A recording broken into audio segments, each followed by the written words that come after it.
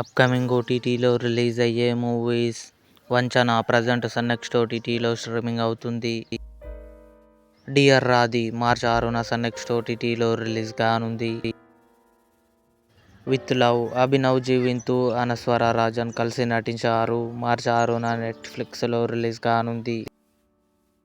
Gandhi talks మార్చి 6న జీ5లో release కానుంది.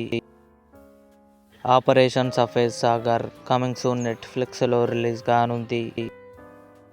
కాంచన మార్చి 13న థియేటర్లో release కానుంది.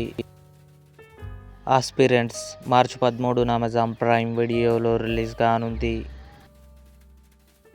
కపుల్ ఫ్రెండ్లీ సంతోష్ శోభన్, మానస వారణాసి కలిసి నటించారు.